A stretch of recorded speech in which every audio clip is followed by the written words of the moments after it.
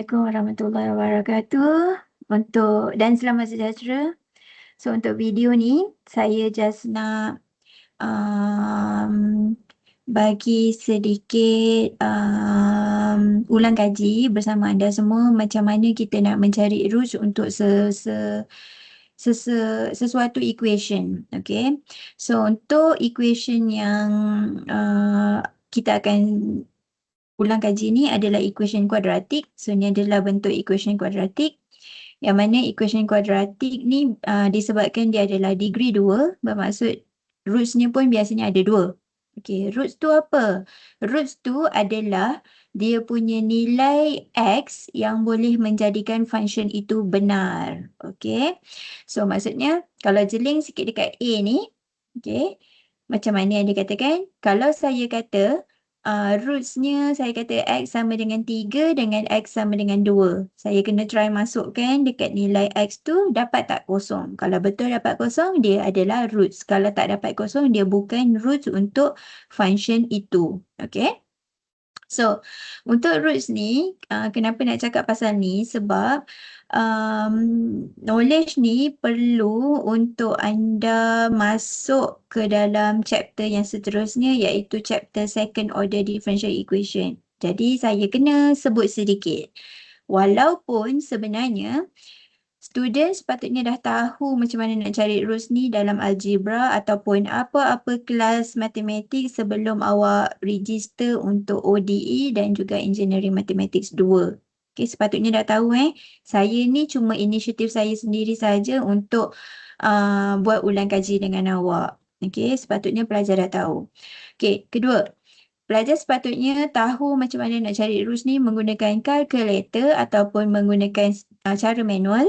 Mana-mana tak kisah. Yang penting calculator skill dan manual skill tu awak tahu dan boleh cari roots. Okay. Okay, so saya terus nak pergi kepada apa benda yang saya nak sentuh. Okay, yang pertama sekali, jenis-jenis untuk equation tu sendiri, dia akan menghasilkan type yang pertama. Type yang pertama ni adalah jenis yang distinct roots. Okay, distinct ni maksudnya dia ada perbezaan. Roots tu pula dia punya roots tu lah X tu. Jadi bila dikatakan dia ni distinct roots, maksudnya nanti awak akan dapat dua nilai X. Okay, ada X1 dan X2 dan nilainya distinct. Distinct tu maksudnya berbeza. Mungkin kat sini 3, mungkin kat sini 7. Okay, ataupun apa-apa nombor janji dia berbeza. Itu maksudnya dia ni adalah distinct roots. Okay, so example yang saya dah ada tuliskan kat sini, A sampai E ni semuanya distinct roots. Okay, semuanya nilainya berlainan. Mari kita cuba untuk dapatkan nilai-nilai itu. Okay, kita tengok yang A. Okay, untuk yang A ni soalannya adalah X kuasa 2 tolak 5X tambah 6. So, betul ke dia adalah distinct roots? Kalau awak cuba tekan kalkulator. Okay. Okay, saya sebut sekali sahaja. Bila awak tekan kalkulator, awak perlu masukkan nilai-nilai perkali untuk semua ni, iaitu A1, B -5 dan C 6. Okay. Pastikan awak tahu gunakan kalkulator. Tak nak kalkulator je mahal tapi tak reti nak guna.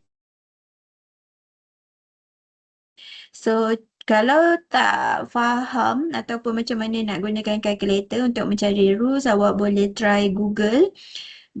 Type dia punya jenis awak punya kalkulator tu dan cari finding roots using kalkulator apa. Okay. So, untuk soalan yang ini saya dah dapat root saya ada X. Okay. Saya ada dua roots. Dan kalau saya nak tulis jalan kiranya dulu, saya kena oppositekan dia punya simbol. X tolak 3 dan X tolak 2 sama dengan 0. So, nampak kat sini ada beza. Kalau saya nak keluarkan secara jelas, rootsnya dia adalah X1 sama dengan 3 and X2 sama dengan 2. Okay, so kalau tengok ni, samalah.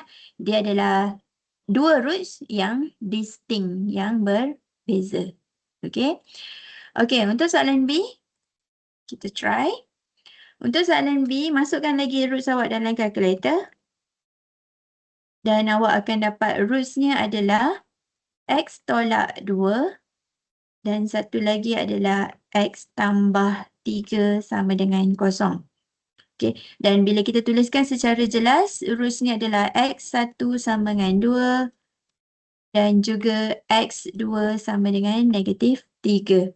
So, yang 2 dan negatif 3 ni samalah macam kalkulator. Okay. Yang dekat sini hanyalah jalan kira. Jadi, kena oppositekan dia punya simbol. Okay, next one.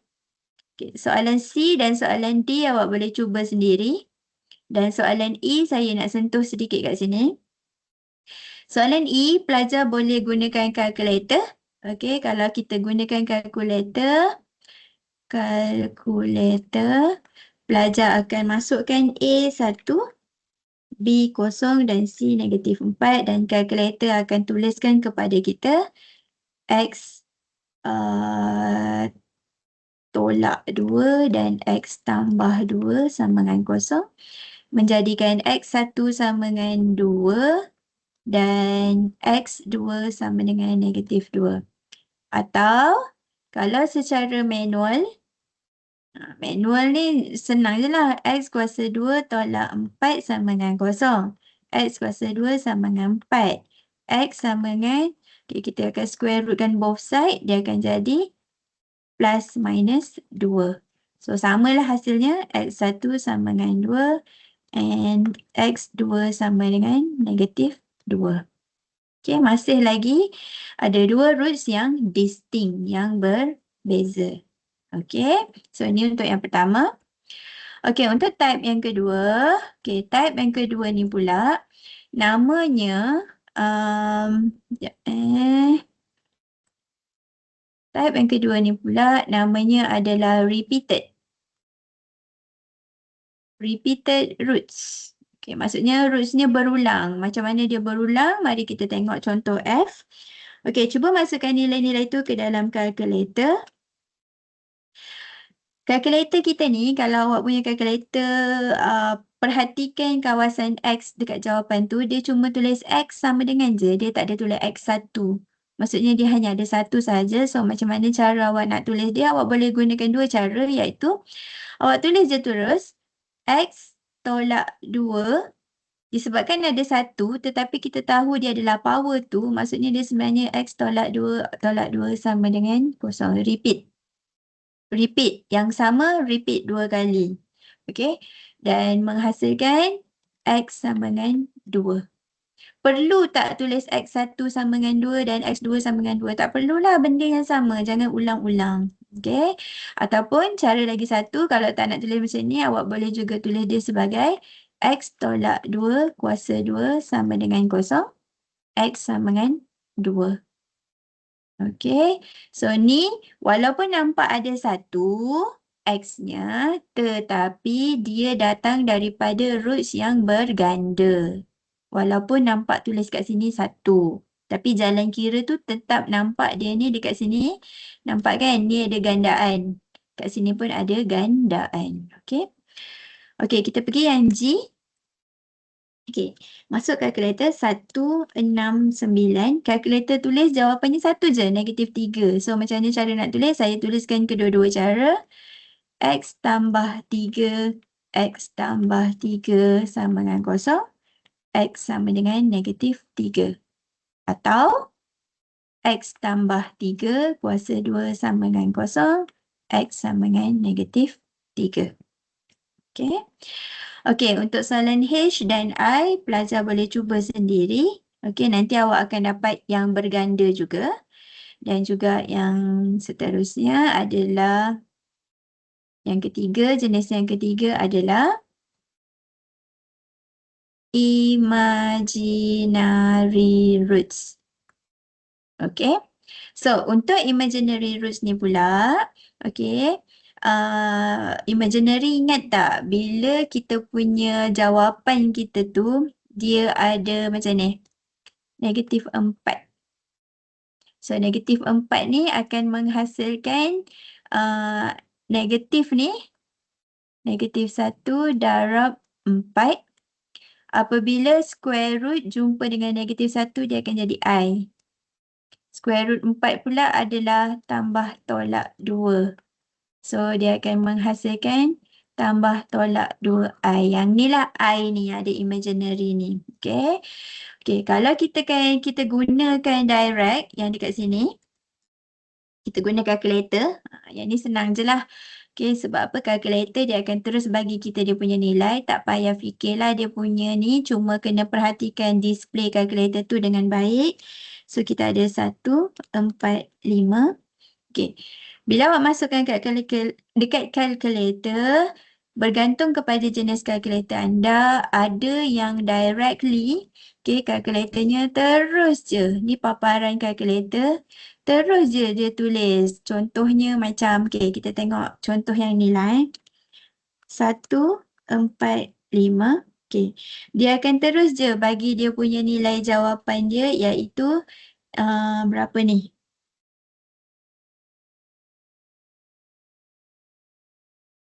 Okay. Jawapan yang dia bagi dekat kalkulator ni adalah dia akan tuliskan terus kat sini. -2 tambah I. Kalau kita tekan shift dan sama dengan, dia akan bagi pula kat kalkulator ni. -2 tolak I. Okey, bermaksud kalkulatornya direct. Terus ada jawapan kat sini, so pelajar boleh terus ambil jawapan tu. Ada satu lagi jenis kalkulator, dia akan hanya tuliskan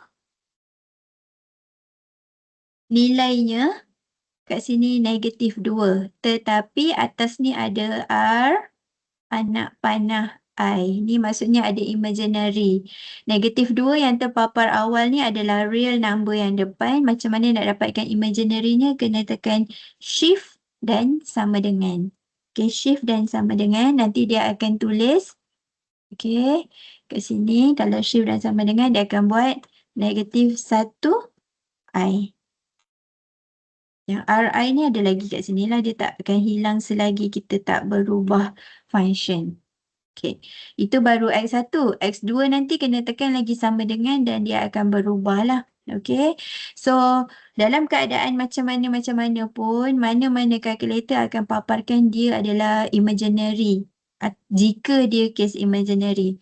So, untuk case ini, jawapannya pelajar boleh direct tuliskan dekat sini, iaitu jawapannya adalah X1 sama dengan -2 tambah I dan X2 sama dengan -2 tolak I. Okay, tak payah buat jalan kiranya pun tak apa. Okay. Alright, untuk soalan seterusnya, okay, boleh cuba sendiri. Saya nak sentuh kepada soalan L. Okay, kalau tengok soalan L ni, okay, kalau tengok soalan L, tak tekan kalkulator boleh, tekan kalkulator pun boleh. Dan jika anda tekan kalkulator, dia akan direct tuliskan dia punya nilai itu imaginary. Dia tak ada real. Okey, kalkulatornya akan tuliskan terus paparan jawapannya adalah X1 sama dengan I. X2 sama dengan, tekan shift untuk dapatkan X2. Oh, tak payah shift, terus je sama dengan -I. Okey, macam mana ni boleh dapat? Secara manualnya, kalau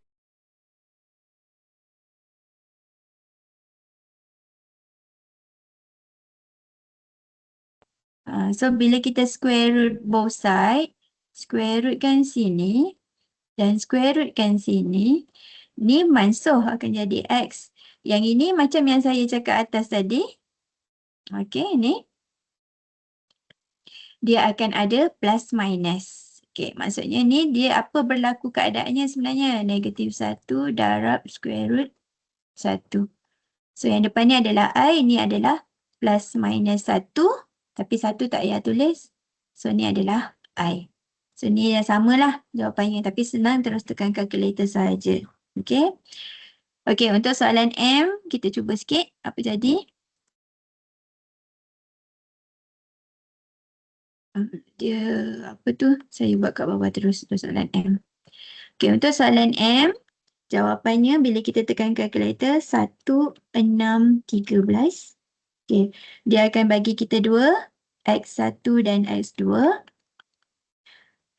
Nilai realnya adalah -3 dan nilai yang imaginary-nya adalah 2i. Okey, macam tu. Okey, tu untuk M. Kalau N pula. Okey, N. Kalau kita buat secara manual, X kuasa 2 tambah 9 sama dengan 0. X kuasa 2 sama dengan -9. Okey, macam mana nak fikirkan dia? Dia sebenarnya datang daripada apa? Okey, kita akan square rootkan both side. So, kita akan ada X kuasa 2 sama dengan square root -9. Okey, square root -9 ni dah masuk akan jadi X. Dia sebenarnya datang daripada -1 darab 9. So, square root 9 kita tahu dah. Plus minus 3. Saya opposite kan kedudukannya. Ni pergi sini. Ni pergi sini. Dan ni akan jadi I. Lawarkan sikit. X1 sama dengan 3I. X2 sama dengan -3I. Plus tu tak tulis lah. Okay.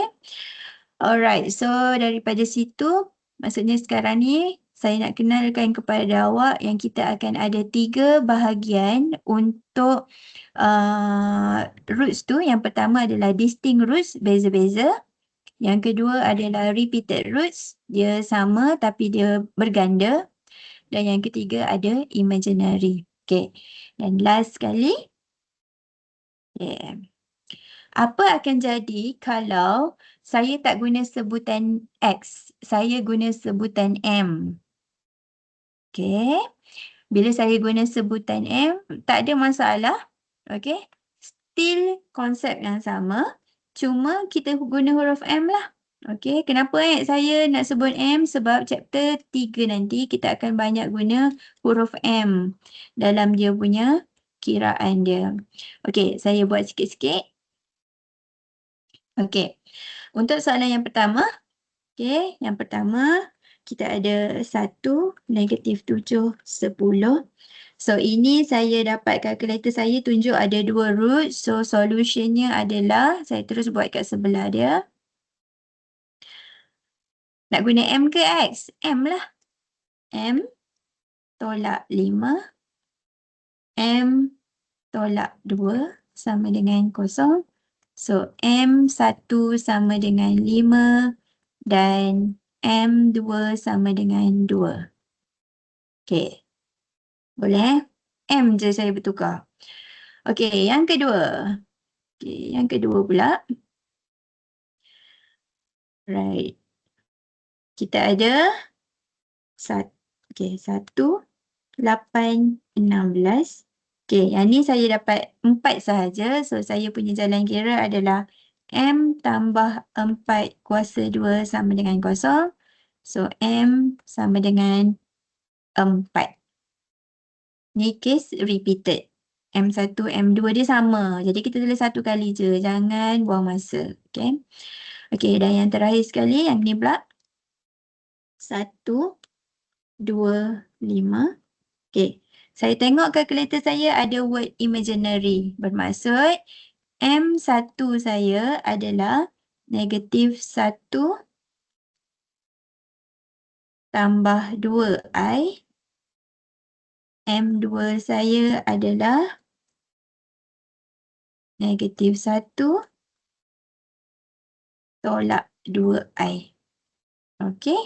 So, dekat sini, okay, saya akan sentuh perkara yang sama ni di dalam chapter second order differential equation.